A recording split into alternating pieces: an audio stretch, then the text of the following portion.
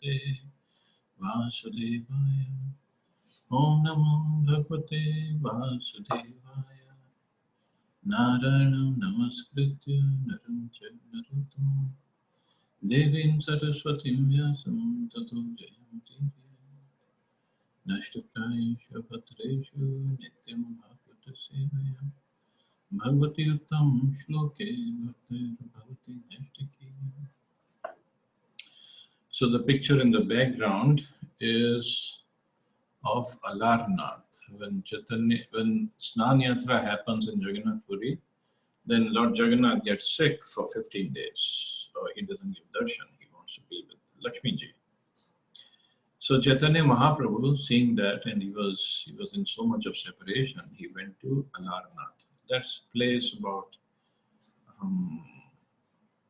15 kilometers, maybe 10-15 kilometers from Puri. And this is the rock that Mahaprabhu lied down upon. And because of so much of heat, because of separation from Lord Jagannath, the rock melted at different places, you see. And when we go there, those pujaris, they show us where is supposed to be the head of Chaitanya Mahaprabhu, the hands and the feet, the knees, the shoulders. So the rock melted and it makes all these impressions on the rock. So when the visitors come, they fill up these puddle with the water, the depressions, and put some flowers on it so we can see it nicely.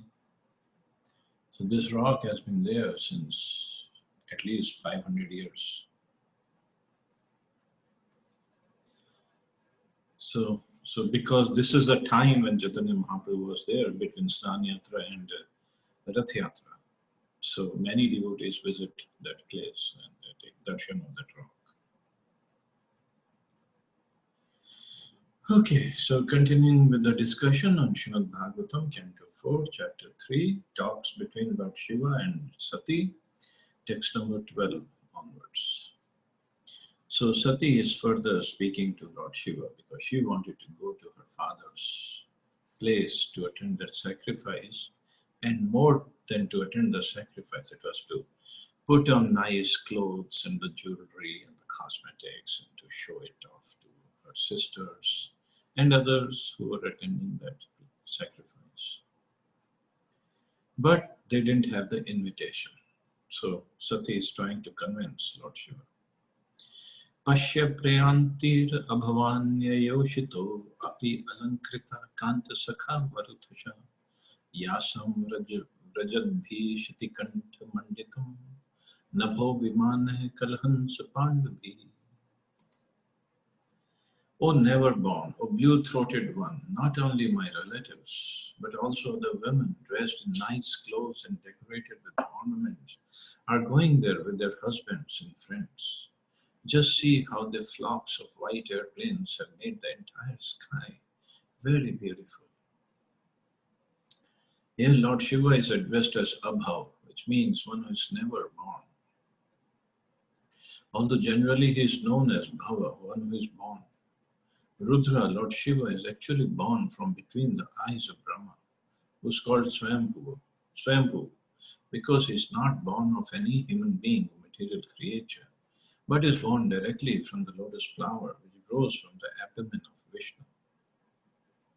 When Lord Shiva is addressed here as Abhav, this may be taken to mean one who has never felt material miseries.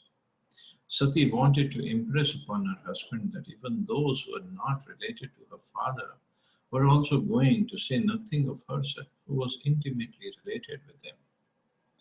Lord Shiva is addressed here as blue-throated. Lord Shiva drank an ocean of poison and kept it in his throat, not swallowing it or allowing it to go down to his stomach, and thus his throat became blue.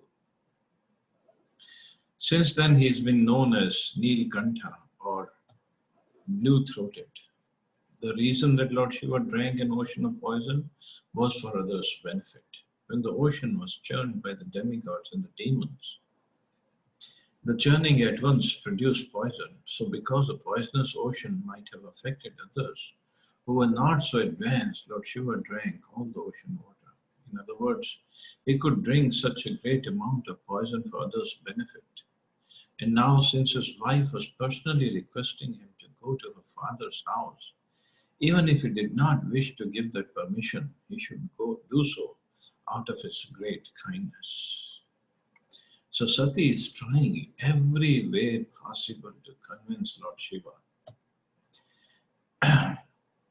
So she says, see, you're the Nilkantha, so you drank poison for the benefit of others. So why don't you come with me? Or if you're not coming with me, at least allow me to go there. So just give me that benefit. And you're such a compassionate person. So, and Lord Shiva, he knew what's going to happen there, and he'll try to stop Sati, but Sati didn't listen. Katham sutaya pitrigehe kotukam nishamya deha survare ningte anahuta api abhiyanti sauhridam bhartur guror deha kritascha ketanam. O best of the demigods, how can the body of a daughter remain undisturbed when she hears that some festive event is taking place in her father's house? Even though you may be considering that I have not been invited, there is no harm if one goes to the house of one's friend, husband, spiritual master, or father without invitation. So, although she was not invited, but she is putting forward this argument that even if I'm not invited, there is no harm in going to one's friend's house, husband, spiritual master's place, or her father without invitation, because there's so much of intimate relationship with them. Tanme prasidade adedam martyavanchitam kartum bhavan karuniko vatarhati tvayatm manor ardhe aham abhat adabhra chakshucha nirupika man grihana yachita. O immortal Shiva, please be kind towards me and fulfill my desire. You have accepted me as half of your body. Therefore, please show kindness towards me and accept my request. So now she's saying, oh, immortal Shiva, you are immortal. Nothing can happen to you. So please allow me to go. So you have accepted me as half of your body, Ardhangani, and therefore please show kindness. Text 15. Rishiruvacha. Evam giritra priyaya vibhashita pratyabhyadat prahasan suhrit priyaha sansmarito marma abhidah kuvagishuna yanaha ko vishvasrijam samakshataha. The great sage Maitreya said, Lord Shiva, the deliverer of the hill Kailash, having thus been addressed by his dear wife, replied smilingly, although at the same time he remembered the malicious, heart-piercing speeches delivered by Daksha before the guardians of the universal affairs. When Lord Shiva heard from his wife about Daksha, the psychological effect was that he immediately remembered the strong words were spoken against him in the assembly of the guardians of the universe. And remembering those words, he was sorry at heart. Although to please his wife, he smiled. In Bhagavad Gita, it is said that a liberated person is always in mental equilibrium in both the distress and the happiness of this material world. Therefore, the question may now be raised why a liberated personality like Lord Shiva was so unhappy because of the words of Daksha. The answer is given by Srila Vishwanath Chakravarti Thakur. Lord Shiva is Atmaram, situated in complete self-realization. But because he is an incarnation in the charge of the material mode of ignorance, tamoguna, he is sometimes affected by the pleasure and pain of the material world. So, yeah, this argument could have been there that Lord Shiva, why he is worried about what Daksha said. He should have forgiven him, forgotten the whole incident, and should have gone back. But here Vishwanath Chakravarti Thakur is stating that since he is in charge of the material mode of ignorance. He is not under the material mode of ignorance. He is in charge. Sometimes he gets affected by the pains and pleasure of the material world. The difference between the pleasure and pain of this material world and that of the spiritual world is that in the spiritual world, the effect is qualitatively absolute. Therefore, one may feel sorry in the absolute world, but the manifestation of so-called pain is always full of bliss. For instance, Lord Krishna in his childhood was chastised by his mother Yashoda, and Krishna cried. But although he shed tears from his eyes, this is not to be considered a reaction of the mode of ignorance, for the incident was full of transcendental pleasure. When Krishna was playing in so many ways, sometimes it appeared that he caused distress to the gopis, but actually such dealings were full of transcendental bliss. That is the difference between the material and spiritual worlds. The spiritual world, where everything is pure, is pervertedly reflected in this material world, since everything in the spiritual world is absolute. In the spiritual varieties of apparent pleasure and pain, there is no perception other than eternal bliss. Whereas in the material world, because everything is contaminated by the modes of material nature, there are feelings of pleasure and pain. Therefore, because Lord Shiva, although a fully self-realized person, was in charge of the material mode of ignorance, he felt sorrow. So Lord Shiva, he's a self-realized person, he's a topmost Vaishnava, but still he felt sorrow and he was thinking of all the words that Daksha said.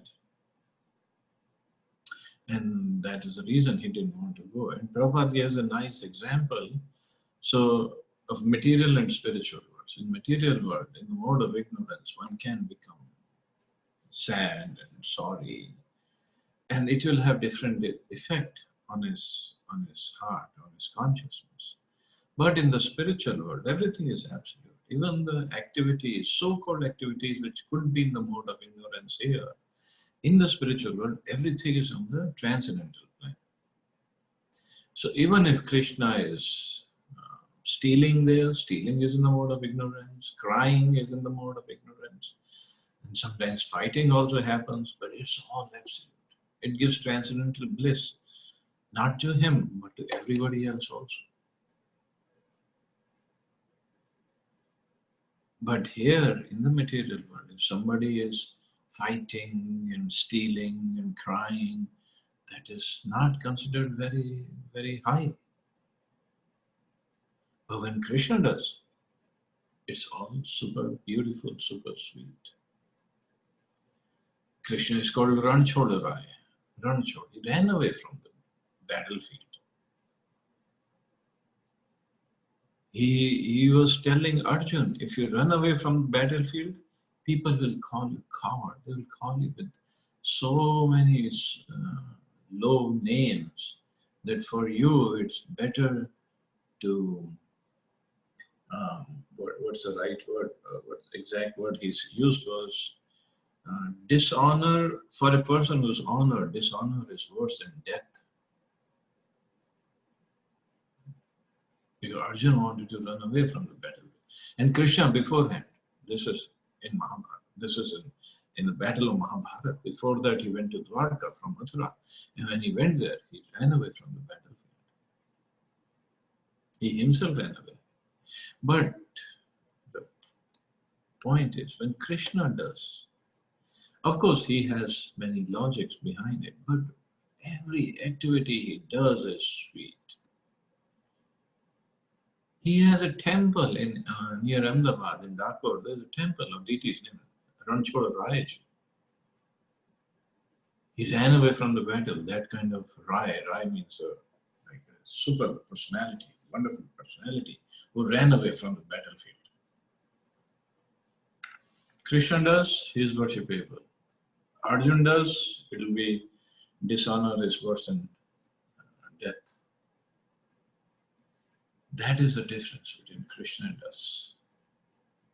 Even his pure devotee, Lord Shiva. He's thinking of what Daksha said to me in that assembly, and he's not feeling very good.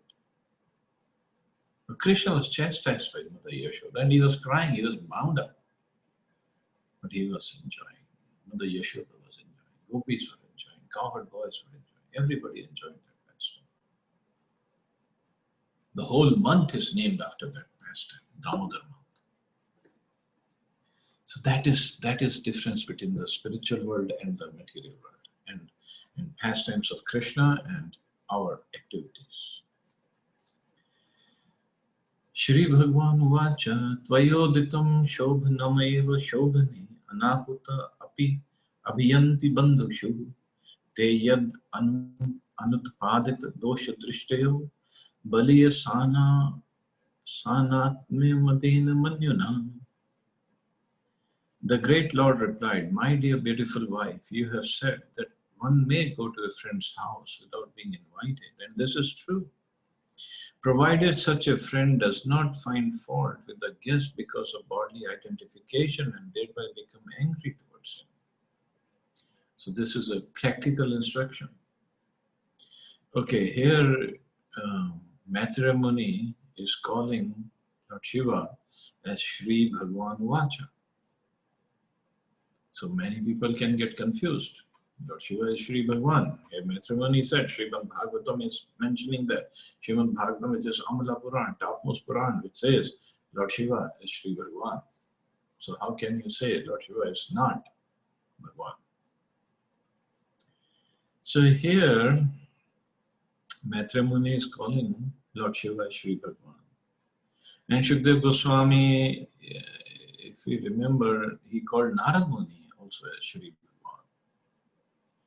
And there's so many others will be called in this way also.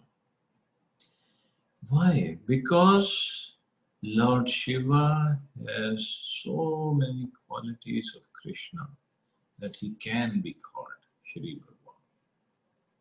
He is not equal to Krishna, but he has so many qualities. Just like Narad Muni is also called Shri Bhagwan, because he has so many qualities of Krishna. Not all the qualities to the utmost degree. No way, only Krishna has that. That's why Krishna is called Asama Urdhvam. Asama Urdhvam, one who can neither be equaled or bettered. Nobody can be equal or better than him. So here, although Lord Shiva is called Shri Bhagwan, but it's not in the same way as Krishna is Shri Bhagwan. There's a difference. But he has so many qualities of Krishna that he can be called Shri Bhagwan. Lord Shiva could foresee that as soon as Sati reached her father's house, her father Daksha, being too puffed up because of bodily identification, would be angry at her presence. And although she was innocent and faultless, would be mercilessly angry towards her. Lord Shiva warned that since her father was too puffed up by his material possessions, he would be angry, and this would be intolerable for her. Therefore, it was better that she not go. This fact was already experienced by Lord Shiva, because although Lord Shiva was faultless, Daksha had cursed him in so many harsh words.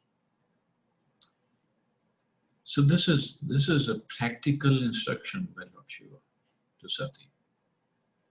It's not like, now everybody is in a different platform that we have to understand. Narad Muni will study in later cantos. Same Daksha, when he took the form of another Daksha in another Manu time period. So he sends his 10,000 sons to the forest for tapasya before they get married, before they enter Grihastha-ashram. Narad Muni goes there and he just preaches to them, and he makes them all devotee, and he says, don't go back home and get entangled in the Grihastha life, become a sannyasi and leave. So they left, they never went back home. Daksha was very angry. And then, but because it was done by Narad Muni, he didn't want to say anything. And then again he had sons, he had 1,000 sons. But he knew the value of austerity, value of purification before them entering Grihasashram. He sent them again back to the same place where the elder brothers went to do some tapasya. So they all went. Narad Muni came back to them. And of course, Narad Muni first time when he preached to 10,000 sons, after making them sannyasis, he goes back to Daksha to report to him. Daksha was very angry, but he didn't say anything. So 1,000 sons went. Again, Narad Muni preached to them that you should follow your elder brothers, and they also renounced everything. And Narad Muni goes back to Daksha to report to him. So Narad Muni is on a different platform. Sati was on a different platform. So same instruction cannot apply for everybody. It depends on our level of consciousness. We cannot imitate either Narad Muni or Sati. All we can do is try to make progress spiritually. So what I'm saying is, if somebody insults you, yes, it's good to forgive him, but can we forget it?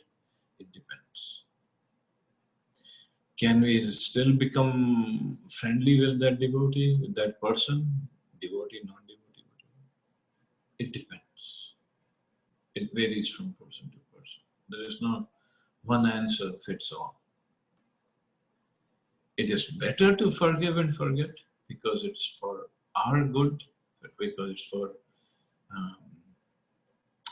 it helps us to become more forgiving, more tolerating, and make more progress. But everybody is different. So we have to see from our level that how should I deal in this kind of situation.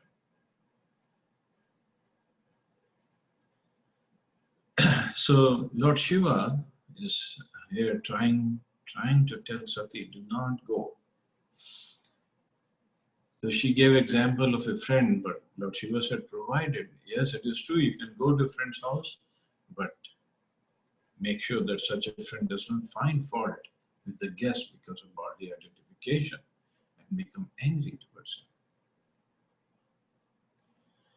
Vidya tapo vitta vapuri vayah kula satam gunah shadbhir sattam metare smrito hatayam vritamana dudrisha stabdhana pashyanti dhama bhuyasam.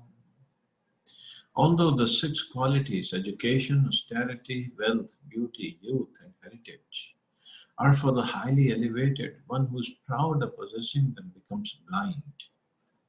And thus he loses his good sense and cannot appreciate the glories of the great personalities.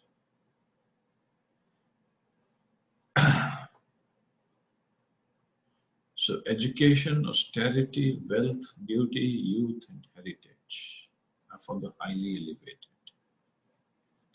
It may be argued that since Daksha was very learned, wealthy, and austere, and had descended from a very exalted heritage, how could he be unnecessarily angry towards another?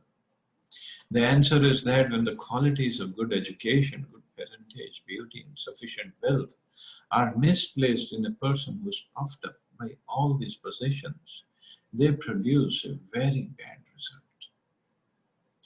Milk is a very nice food, but when milk is touched by an envious serpent, it becomes poisonous. Similarly, material assets such as education, wealth, beauty, good parentage are undoubtedly nice, but when they decorate persons of malicious nature, then they act adversely. Another example given by Chanakya Pandit is that serpent that has a jewel on his head is still fearful because it's a serpent. A serpent by nature is envious of other living entities, even though they may be faultless. When a serpent bites another creature, it's not necessarily because the other creature is at fault. It's the habit of the serpent to bite innocent creatures. Similarly, although Daksha was qualified by many material assets because he was proud of his possessions and because he was envious, all those qualities were polluted. So this is the analysis of Lord Shiva, that Daksha, although he has wonderful qualities, but he is envious and he is proud. And that makes him very dangerous actually. And Prabhupada gives the example of the jewel on the head of a snake.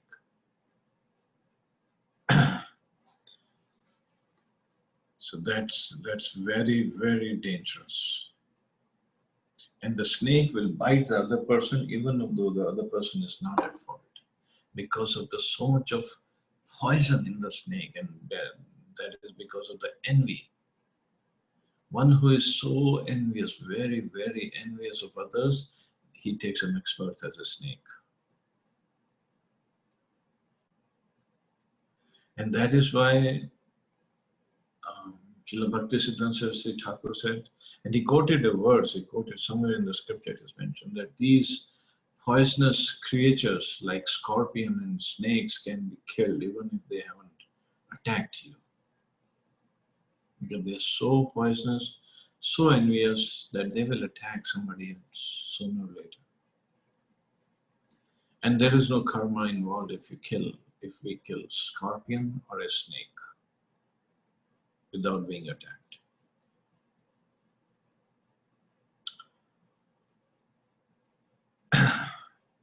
So this is the analysis of Lord Shiva of a person who has wonderful qualities, but at the same time who's envious of others.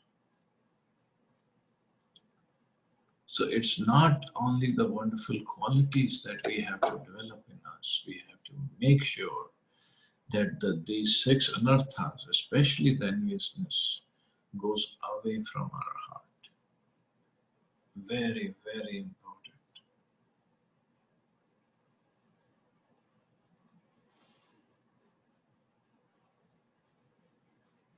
It is sometimes, therefore, detrimental for a person advancing in Krishna consciousness or a spiritual consciousness or Krishna consciousness to possess such material assets.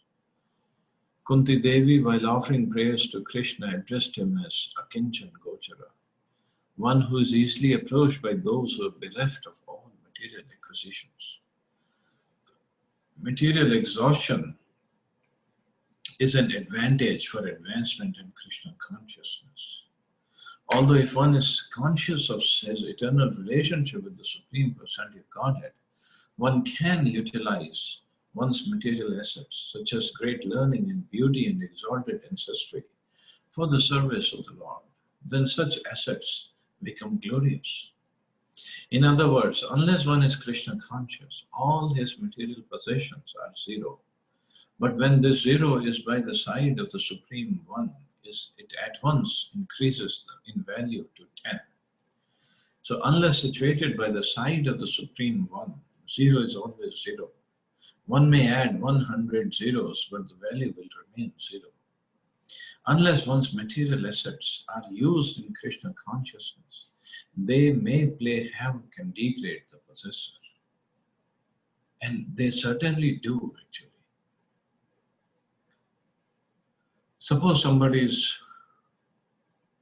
a rich, very rich person. If he is not going to use his money in the service of the Lord, understanding this money I got by the mercy of the Lord.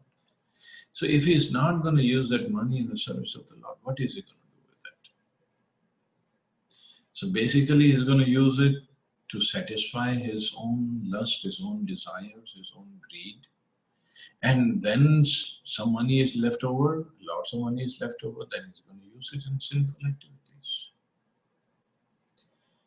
Some money he might give as a charity for the upliftment of poor people, welfare of sick and poor. So that way he does charity, but that's not enough. Generally, he uses that money in sinful activities. And by using the money that way, he will definitely go down Whether he goes to hell or whether he goes to lower spaces of life, that's up to Yamraj to decide. But definitely he will have to face the reaction, face the music. But it's difficult to tell to people who are rich. Only Prabhupada could do that. Prabhupada, pure devotee, when he says, when he asks anything, because his asking is again on the spiritual level, on the absolute level. So when Ambarish Prabhu was a great grandson of Henry Ford and one of the owners of Ford companies, he somehow, devotees met him and he went to meet Srila Prabhupada in Detroit. And Prabhupada knew who's coming. And as soon as he went to Prabhupada, he paid respects. I don't know if he paid full obeisances or respects only, because it was first meeting with Prabhupada. So Prabhupada, so devotees told him, Prabhupada, he is the great grandson of Henry Ford. So we know Henry Ford is the one who invented the motor cars. So Prabhupada, Amrish Prabhu was telling us that he was just getting up, or he came in and Prabhupada just looked at him and asked him, so where is Henry Ford now?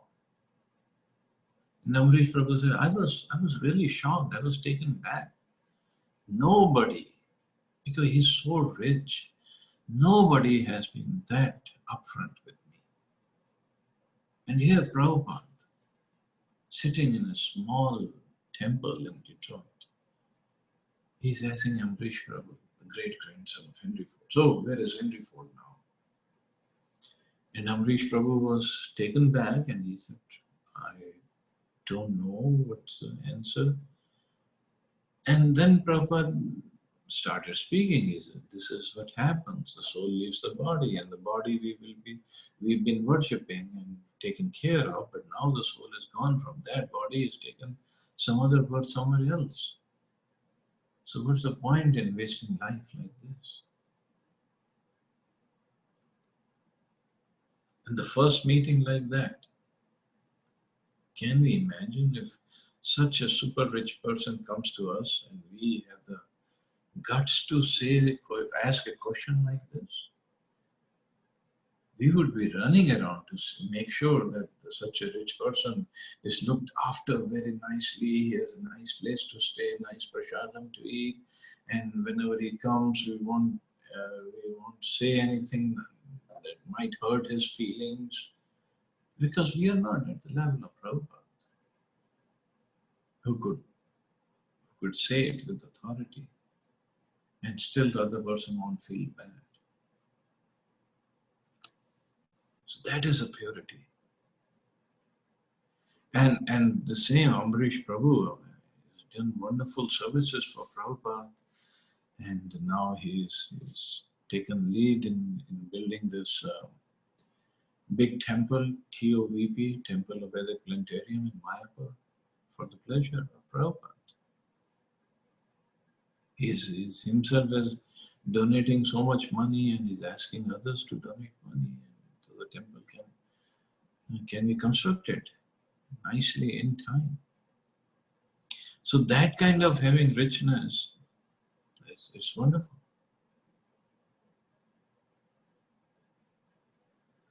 But not everybody could be at that level. So having money, having other assets is not a problem. It's just when we become proud of those possessions and we try to use those possessions in our service, in our arts and certification, or to put others down because of our good position in material assets, that way then one starts committing suicide, because he's committing offenses.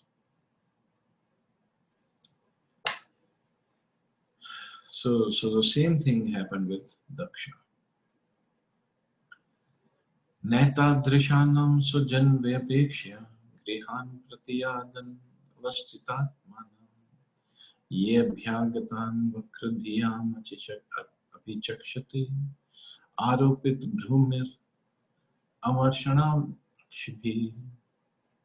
One should not go to anyone's house, even on the consideration of his being a relative or a friend, when the man is disturbed in his mind and looks upon the guest with raised eyebrows and angry eyes. However low a person may be, he is never unkind to his children, wife, and nearest kin. Even a tiger is kind to its cubs, for within the animal kingdom the cubs are treated very nicely. Since Sati was the daughter of Daksha, however cruel and contaminated he may be, naturally it was expected that he would receive her very nicely. But here it is indicated by the word anavasthita that such a person cannot be trusted. Tigers are very kind to their cubs, but it's also known that sometimes they eat them. Malicious persons should not be trusted because they're always unsteady. The Sati was advised not to go to her father's house because to accept such a father as a relative and to go to his house without being properly invited was not suitable. So Prabhupada gives the example of a tiger. Tiger sometimes eats her own cubs, although she loves the cubs, but sometimes she can eat. So similarly, Daksha. So Lord Shiva is saying he cannot be trusted because he has so many material assets and he is proud of them.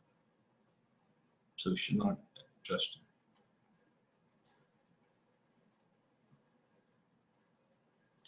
तथा तथारेभिर्न व्यतते शलीमुखे शेते अर्दितांगो हृदयेन्दुयता स्वानां यथा वक्रधियां दुरुक्तिभिर् दिवानिशं तप्यति मर्मताडितः. Lord Shiva continued, if one is hurt by the arrows of an enemy, one is not as aggrieved as when cut by the unkind words of a relative. For such grief continues to rend one's heart day and night. Sati might have concluded that she would take the risk of going to her father's house, and even if her father spoke unkindly against her, she would be tolerant, as a son sometimes tolerates the reproaches of his parents. But Lord Shiva reminded her that she would not be able to tolerate such unkind words, because natural psychology dictates that although one can suffer harm from an enemy and not mind so much because pain inflicted by an enemy is natural, when one is hurt by the strong words of a relative, one suffers the effects continually, day and night, and sometimes the injury becomes so intolerable that one commits suicide just because somebody has said something bad. And not just somebody, just one's relative or a friend. Because one does not expect these things from relatives or friends. So Lord Shiva is trying to say, one can tolerate the wounds inflicted by the arrows of an enemy, but not by the wounds inflicted by the words of a relative. So this is how powerful the words can be. The arrow, when an enemy shoots, it just hits the body. But the words, especially the bad words or unkind words, they go and hit the heart. It really pierces the heart. The arrow wounds can be healed by some herbs. You can take out the arrow, put some herbs on it, put some medicine. It can be healed. But the injuries caused by the words, very difficult to heal because they hurt you inside. Really, really it hurts. And still we are not intelligent in using our words. And Prabhupada says sometimes the injury becomes so intolerable that one commits suicide because the words hit the person harder than anything else.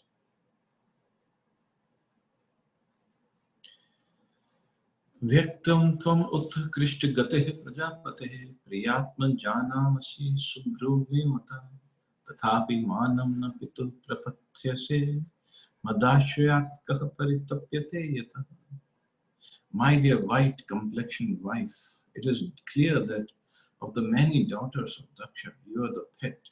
Yet you will not be honored at his house because of your being my wife. Rather, you will be sorry that you are connected with me. Lord Shiva put forward the argument that even if Sati proposed to go alone without her husband, still she would not be received well because she was his wife.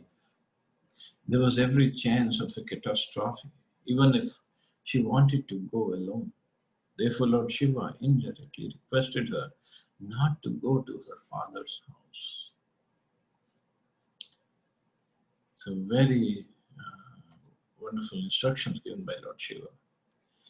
Papachyamanena hirdat turendriya samriddhi purush buddhi sakshina akalpa esha matirodumanyasa param padam dveshti yatha sura harim.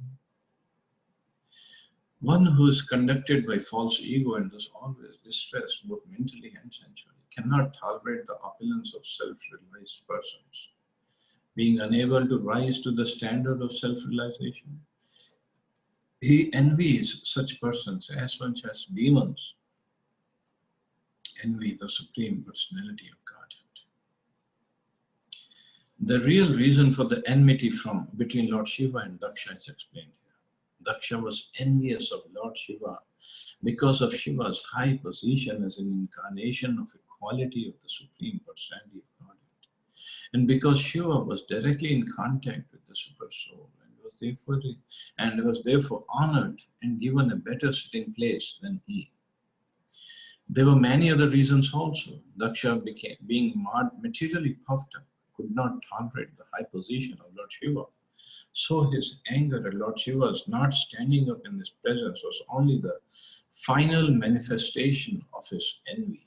So envy he always had in his heart. It just came out at that time when he saw Shiva, although Shivji never insulted him, but he took it as an insult. Lord Shiva is always in meditation and always perceives the Super Soul as expressed here by the words Purush Buddhi Sakshina. The position of one whose intelligence is always absorbed in meditation upon the Supreme Personality of Godhead is very great and cannot be imitated by anyone, especially an ordinary person.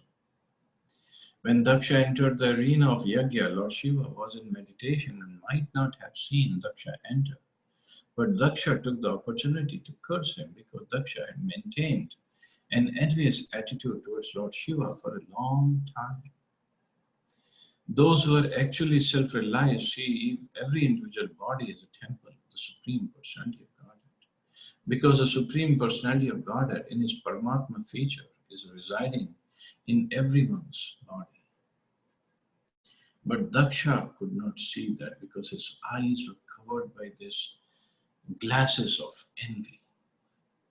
And because of envy, he became angry. And when he got angry, he spoke such nonsense things about Lord Shiva. When one offers respect to the body, it's not to the material body, but to the presence of the Supreme Lord. Thus, one who is always in meditation upon the Supreme Lord is always offering him obeisances. But since Daksha was not very elevated, he thought that obeisances were offered to the material body. And because Lord Shiva did not offer respect to his material body, Daksha became envious. So constant meditation on the Lord means paying him obeisances. And when we pay obeisances to each other, we actually pay obeisances to the Supreme Lord as Paramatma in our heart. So Prabhupada saying, because Lord Shiva was meditating on the Supreme Lord, he was being obeisances to Paramatma in everybody's heart. Such persons being unable to rise to the standards of the self-realized souls like Lord Shiva are always envious. The example given here is very suitable. Asuras, demons, or atheists are always envious of the Supreme Personality of Godhead. They simply want to kill him. Even in this age, we find some so-called scholars commenting on Bhagavad Gita who are envious of Krishna. When Krishna says, Man mana bhav mad bhakta, always think of me, become my devotee and surrender unto me, the so-called scholars comment and start to Krishna that we have to surrender. That is envy. Envy because they don't understand the position of Krishna. They don't understand the instructions of Krishna. They don't understand the benefit of following the instructions of Krishna. The asuras or atheists, the demons, without reason or cause, are envious of the Supreme Personality of Godhead. Similarly, instead of offering respect to self-realized persons, foolish men who cannot approach the highest standard of self-realization are always envious, although there is no such reason. But they are always envious and they do nonsense things against such a self-realized soul. Just like Daksha did to Lord Shiva. Not understanding the position of Lord Shiva, not understanding the activities of Lord Shiva. Because that is because of enviousness. So anyway, we'll stop here, see anybody has any questions or comments.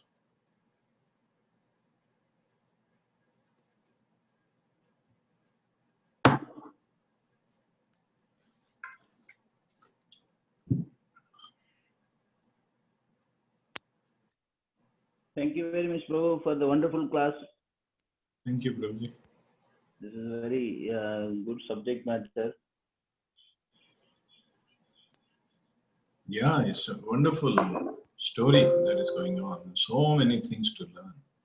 I know when we get involved in preaching, we are also subjected to this type of people.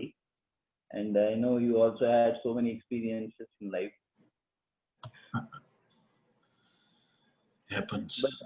But how to take it, like in the beginning when it happens, we are bewildered. And we know that this is all Krishna's orchestration only. But instantly we are not able to take it. After some time, when we think about it, we see that, okay, this is all such wonderful Leela of Lord to protect us only. So that's what, I mean, Lord Shiva himself was not disturbed by what Daksha did. Yeah. Lord Shiva's example is That's his level. But why do we get disturbed instantly when somebody acts due to envy? Somebody acts very detrimentally towards us or towards the devotees.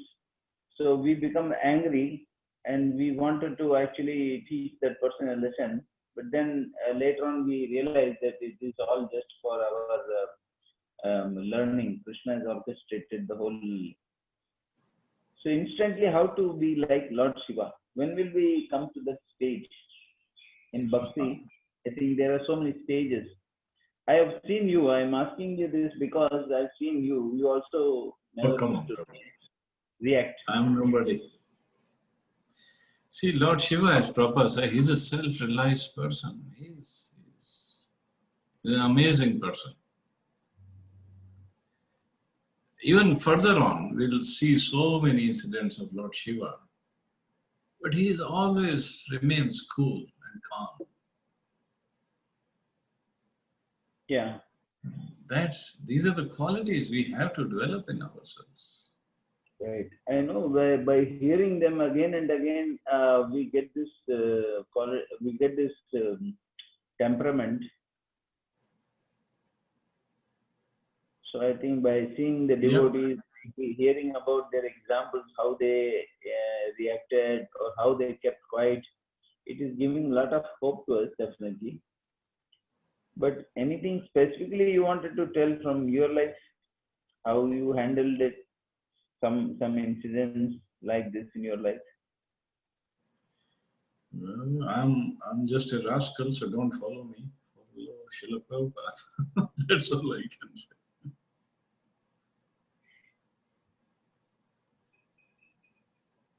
Okay, Prabhu. If Prabhuji, can you what hear me?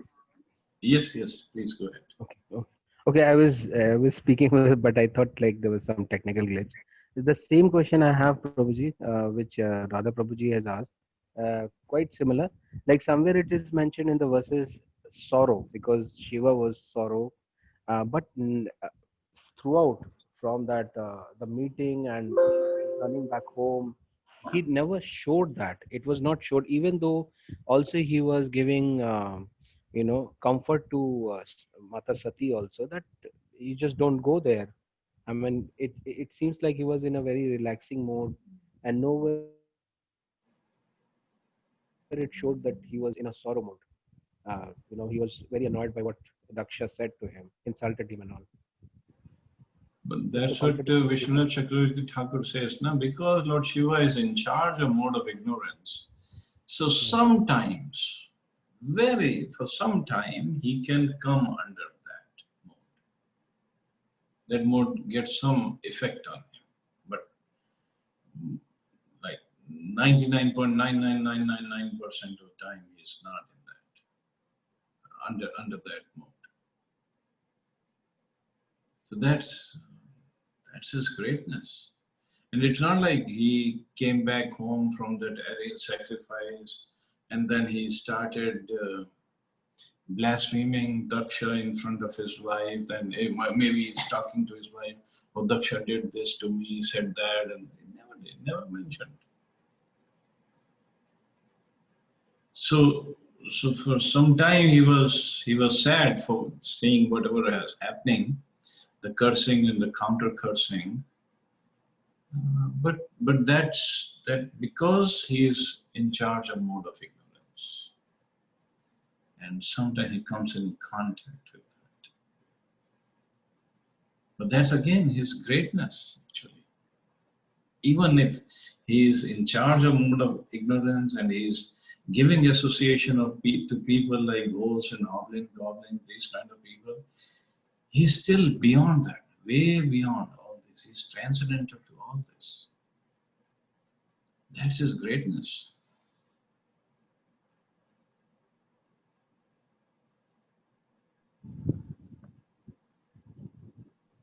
Yeah. Hare Krishna Prabhuji. Hare Krishna. Dandavat Prabhuji. One question slightly kind of deviated from what you just now read. It's like little surprised that when we see even images or read about the holy Kumbh Mela and all, where majority of the sadhus that are all Shivakal or totally intoxicated in ganja and this Kavadi Yatra as well, people fighting so much. Is it because of ignorance people they are not kind of not kind about Lord Shiva? Because hearing this one, it appears in fact we have heard from you so many times in the past and now reading as well. Lord Shiva is so compassionate, so considerate, so sober. But looking at this Kavadi Yatra and the Babaji, it appears totally different.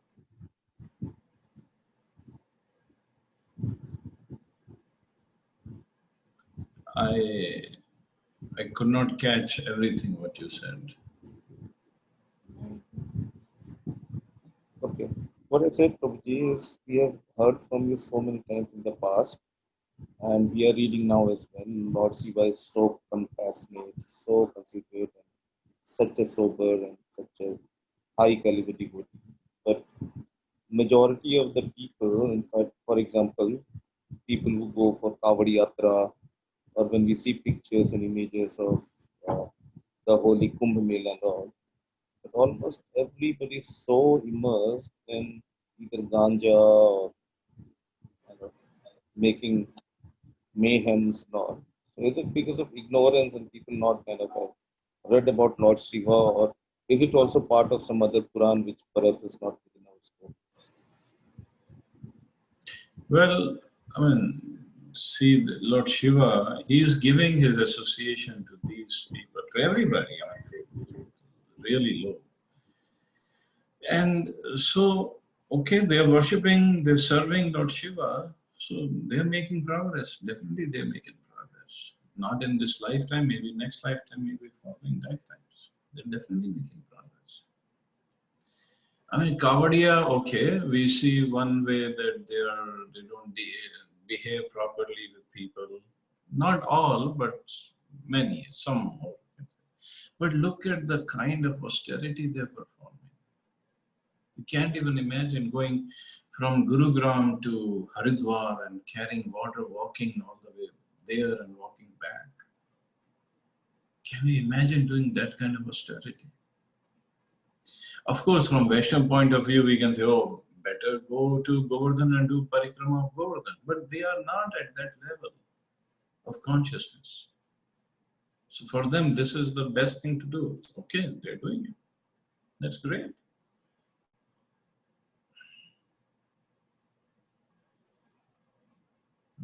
That's a great austerity, tapasya, walking all the way. And then even in that Kavadiya, I know there are many different categories. Some are like they want to walk barefoot. Some people wear shoes or chappal, but some walk bare feet all the way. And then some Kavadiyas are like, they're not going to set their kavad down till they reach back their village. That wonderful austerity. So we should really appreciate what they're doing. Of course, from standard of Vaishnavism, it's not there. Yes, understood. But from their perspective, they're doing very nicely.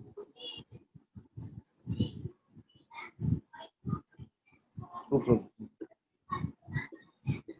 Thank you, Prabhu. Thank you. So I guess we can stop here. You all have a wonderful and safe day. Hare Krishna. Jai Shri Ram. Hare Krishna, Jai Shila Hare Prabhupada. Krishna.